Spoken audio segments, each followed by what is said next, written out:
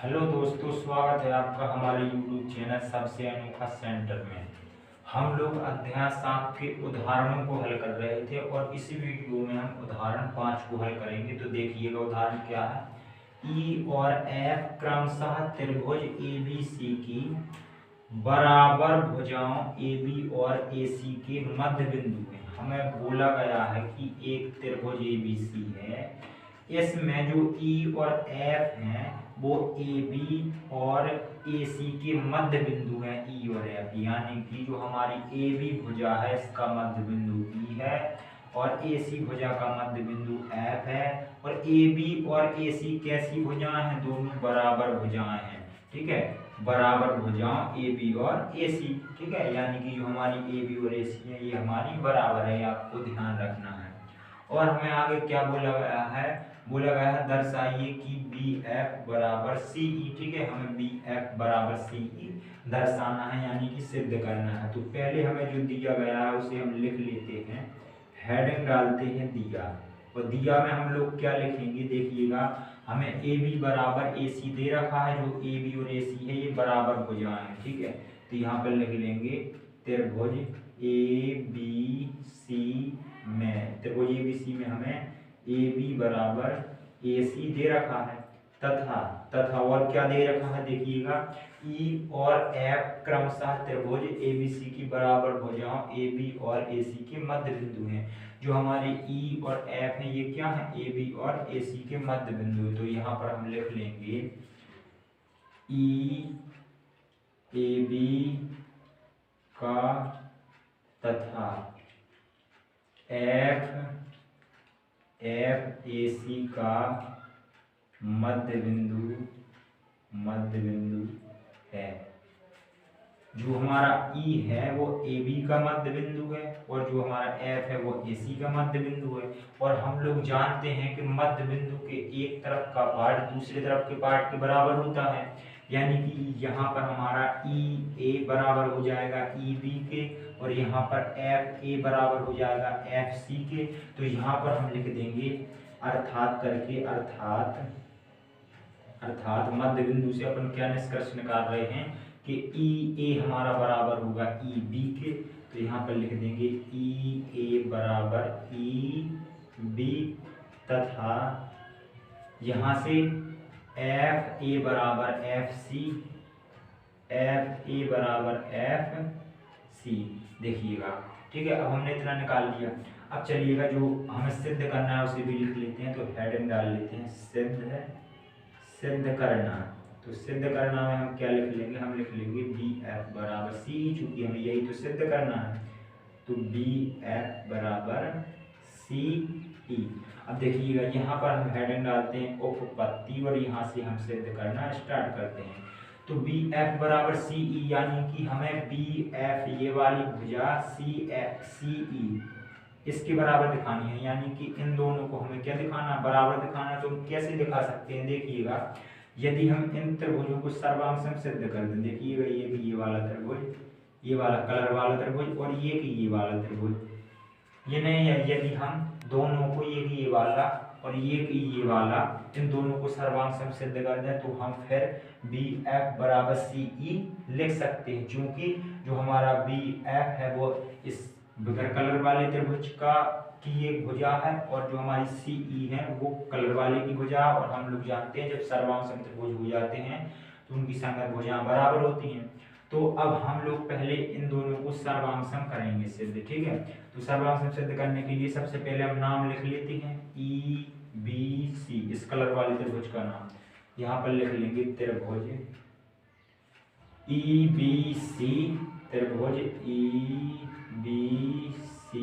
और दूसरा त्रिभुज कौन है? हमारा FCB लिख लेंगे और त्रिभुज FCB में। अब इन दोनों को हमें सर्वांश सिद्ध करना है तो हमें 3 पार्ट दोनों में बराबर दिखाने पड़ेंगे। तो देखिएगा हम बराबर क्या क्या दिखा सकते हैं।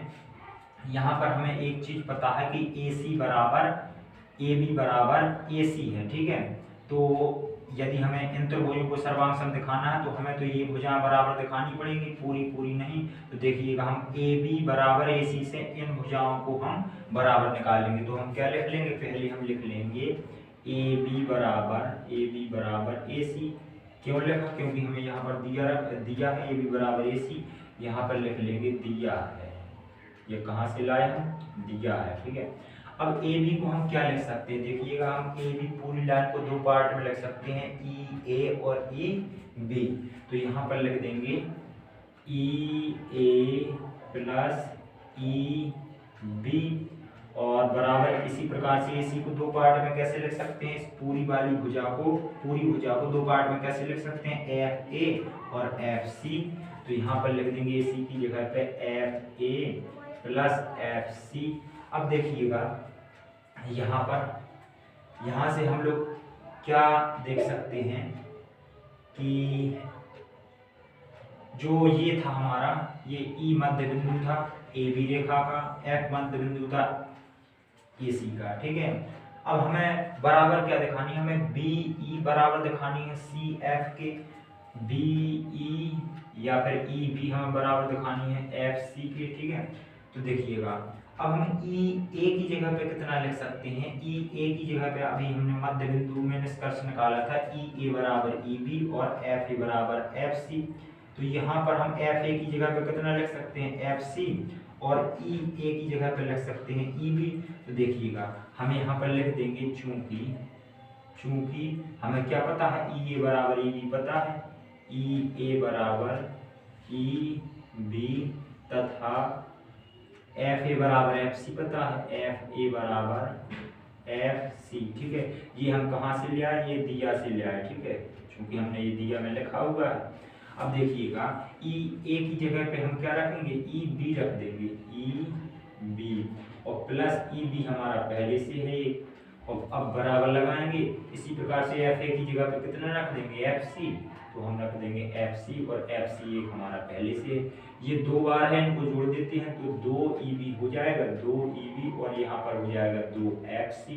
दोनों तरफ 2 है, काट देंगे तो हमारा क्या निकल आया? ई बी बराबर एफ सी, जो हमें चाहिए थी ई बी एफ सी के बराबर निकल आई। ये दोनों बराबर निकल आई भुजाएं, ठीक है।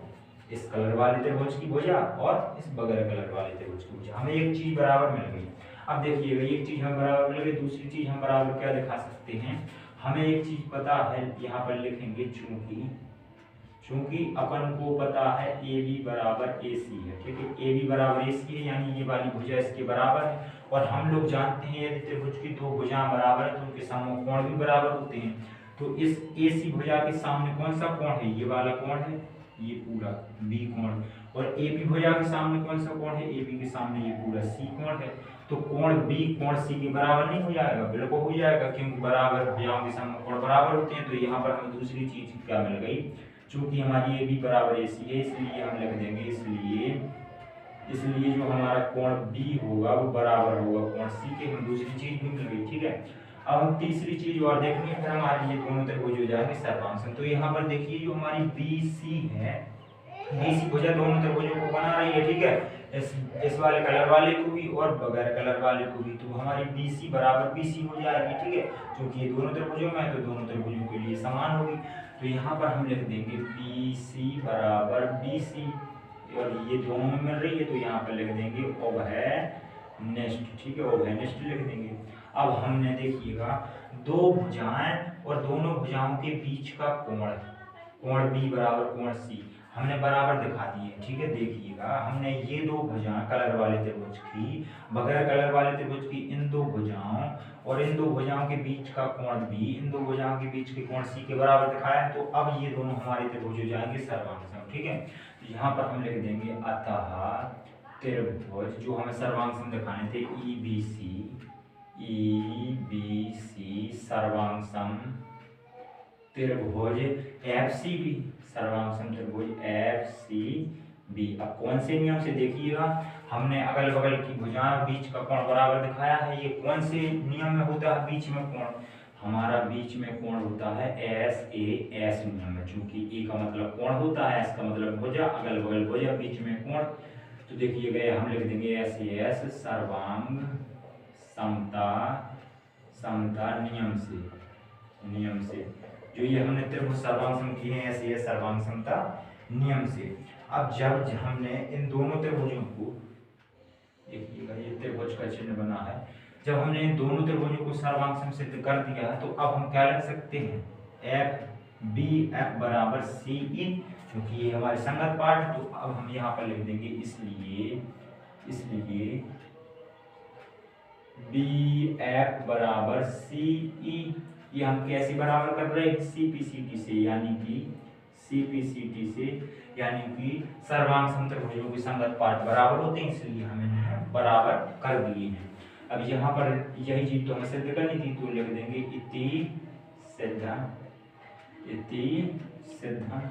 और इस प्रकार से हमारा 5वां उदाहरण भी कंप्लीट हो जाता है। चलिए मिलते हैं अगली वीडियो में।